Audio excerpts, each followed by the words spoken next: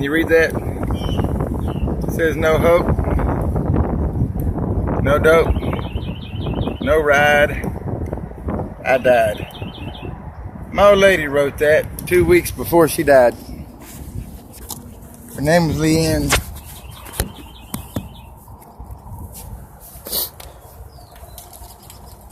A lot of people said she was nothing, just a whore. Said she's a prostitute out here in Protho. She had a big heart though. Taught me a lot. Showed me a lot of things over the years. But those are all the other things that I learned out in the streets. Refined me pretty well.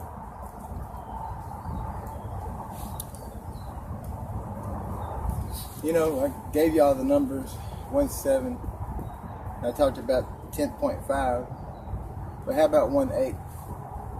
You know, being a God is a God of light to light. His day begins and completes in the rising of the sun. Okay? And it was the 18th hour that God smote the center of darkness. The 18th hour. Also, it was the 18th when the waters returned to their full strength, and the sun came up and the waters returned to their full strength, when Pharaoh's army was walking or chasing the Israelites across the Red Sea. And at the rising of the sun, beginning 1-8 was death, because 1-8 died. 1-8 was death for Pharaoh's army. See, they died chasing 1-7 by following 1-8. You say 1-8, well, you know, 666 is 18 is 2. 666 is 1-8. Also, the first, you know, the beast of 7 heads and 10 horns. They said he was the beast himself is the 8th king. The 7 heads were 7 kings, and the beast himself was the 8th king, the one that was and was not. Well, when you track him back to Daniel, you go track him back to from the little horn, the big horn. He was also the first king. So he was the first king and the 8th king. Also, Jeroboam moved the 7 to the 8th by moving God's coveted Feast of Tabernacles on the Day of Atonement, 10th day of the 7th month, to the 8th month, and defiling the Levitical priesthood. That's what he got off on, because he didn't want the Israelites going back to God. Also, the 1st and the 8th, Jesus Christ rose over the 1st day and the 8th day. Also, because the 8th day comes after 7, right? And Jesus Christ rose over the 1st month and the 8th day. In fact, he rose over 2 8s because it was 17. And 17 is 8. When you go all the way back to the pure number, 1-7 is 8, because your numbers are 1 through 9 over and over again, repeatedly. So he rose over 1, 2, 8.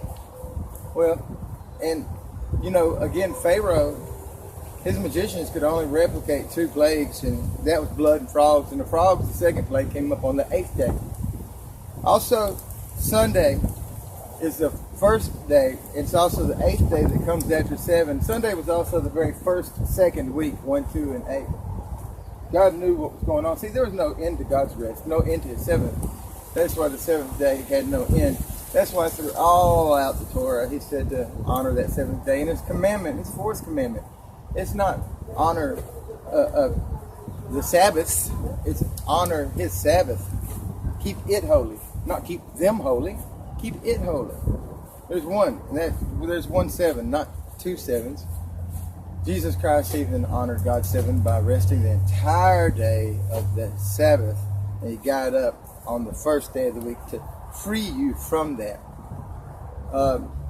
Look at Revelations 18 verse 2, and start putting those numbers together. 1 John 2:18.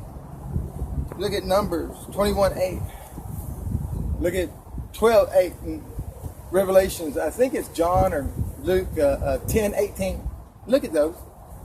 Start looking at those numbers and reading those verses, and look at Zechariah and Thessalonians 2:18 and start looking through there. And they're going to talk about the false prophet, and they're going to talk about the devil, and they're going to talk about Satan. They're going to talk about death.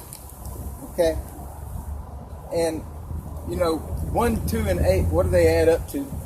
They add 2, right? Because 1 plus 2 is 3, and 3 plus 8 is what? 11, and 1 plus 1 is what? 2.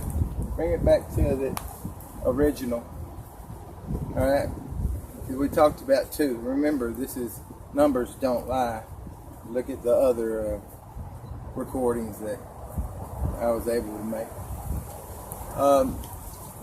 Also, the Jewish year is 356 days. The Gregorian is 365, 9-day difference.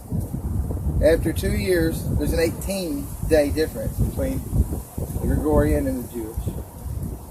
Now, the 3rd year, the Jewish has a 29-day leap month that comes in and rectifies everything. 1/3 comes in and rectifies.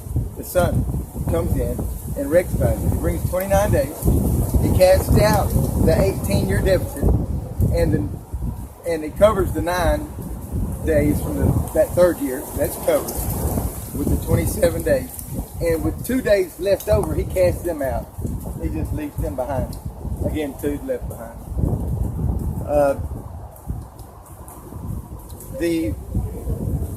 With the beast of 7 heads and 10 horns being the 1st and the 8th king, with the 18th being the hour that God slew, you also can see Asher is on that same gate. And looking at Ezekiel, I think it's 47, might be 45. He put the tribes of Israel around town at 12 gates. In the west, in the center gate of the west is Asher, the 8th son. And on that same line in the east is Benjamin, 1, 2, and 8. That's the line that got slew. Also, if you look at, I think it's 2 Samuel 23, you'll see that Adino, who worked for David, one of his mighty men. These dudes were superheroes for real now. This cat threw a spear through 800 people at one time. Y'all know that? He threw a spear through 800 people at one time. His name was Adino.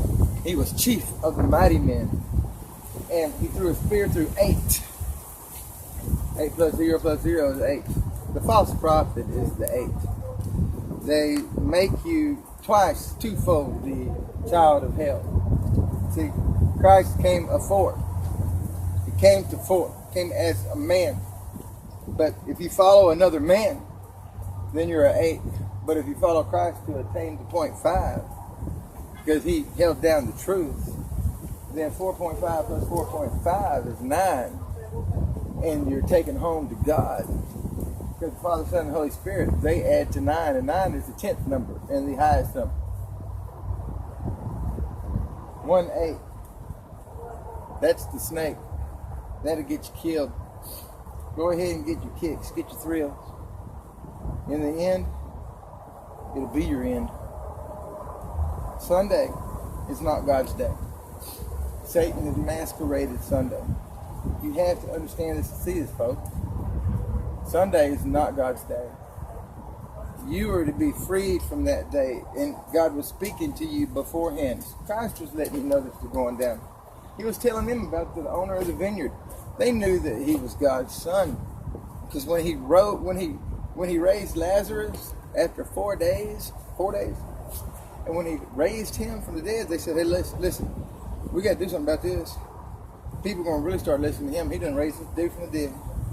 They're going to begin to follow him, and we're going to lose our positions." So they had to set out to kill him and to steal what was his. They knew Jesus Christ was God's son. They knew what they did. And that's why later on they moved time back 6 hours. You had to push the clock back 6 hours. And now your day begins and ends in the center of darkness, because 12 o'clock midnight now is the farthest away from the sun that you can possibly be. It's all the way over here. On the other side of the sun's here. This is darkness. And the center of darkness is where we begin and end our day now. And God is a God of light. We begin and end our day in light. We begin to complete our day at the rising of the sun. And you'll see also that in Matthew 28:1, when they came at the end of the Sabbath, as they came to Christ's grave, as the sun was rising in the end of the Sabbath, Jesus Christ had gotten up. See, the 8th day, the 1 and 8 didn't claim them. And that's a day of blood again. The day of sacrifice. That's when you offered the 10th. Okay? A lamb, a sheep, a goat, or ox, a clean animal that also had no blemishes and was firstborn. That was the 10th. That was the best. And Jacob said, God, when you give me food and give me clothes and be my God, I'm going to give you the 10th. So he said, I'm going to give you 10%. So I'm going to give you the best. Give you the highest. And again, that's why the Levites kicked down 10%, a 10th part to Aaron, and that signified the fullness of your work of the threshing floor. And then they reached back in and grabbed a heave offering, what they have left, and what they had left was 9 because they gave a 10. So they gave 10, right? Since they gave a 10th part, now what they have is they got 9 left, and 9 is the 10th, and it gives the best because you were to reach in and grab the hallow part thereof then and add it, and that was to be reckoned as increase. Therefore, when you tithed and laid out everything that you had, expecting 1,000 pounds, but you got 1,050, and you laid it all out, you looked for the best 50 that you had, and that was called tithing. That had nothing to do with bringing it in. That had to do with picking out the very best, because that's what God gave you. But He gave you the fullness. He gave you everything you expected. And then what He gave you extra was the increase, and that was provision, His provision for the poor, and His check of you to find out if you were going to be obedient or not, or if you're going to be petty, you're going to be greedy. And the preachers started paying themselves and selling it off. The only money that ever came in was the ransom of the Lord, or if you wanted to redeem any of your tithes, you had to pay a set price plus a 5th part, 1.5 redeems. So. And that money automatically went back over into the treasury, and it was for the upkeep and for the continuous burning of the lamps, and the upkeep and the maintenance of the temple. Later on, you would become a living sacrifice, a living temple, all right? And you would sacrifice it at the altar God sent you. He wouldn't tell you wouldn't go sacrifice at any old altar. He's going to send you an altar to sacrifice at, and that's somebody in need. And then you're going to sacrifice there, and you're going to give your best. And when you give your best, you're both going to be one. In Zechariah, it also talks about we're going to have one God, His name is one. And it's one in unity. And God's going to circulate between you and between them. And that's tithing, and that's sharing, and that's kindness, and that's love, and that's God. That's unity. Preachers don't pay themselves. God will take care of them. Don't worry about that. Electric bill, God wants the electric bill paid, God take care of that too. Don't worry about that. Y'all need the churches out there in the wilderness, and that's who you're supposed to be talking to. Y'all just want to take care of yourselves, man. Y'all so bent, y'all twisted out. You're out there taking care of other people. It was an experiment to help take care of other churches, and you were to lay something beside you the first of the week, not on church day. God never had money come up in that sanctuary ever, and y'all brought the altar into the sanctuary, and where they spilt the blood, and you bring blood money up in there that Christ was sold for. God never did that. God would never bring money up in there, ever. Never, ever, ever, ever. But y'all do it. You pay tribute to Satan in his day. He calls himself Jesus Christ. He elevated himself to the Prince of Heaven. It's the abomination of desolation, and it's going on today, and you're part of it, and you're feeding into it. Unless you get out of it, friend, a lot of you are going to be told, about Jesus Christ, I never knew you. Love you.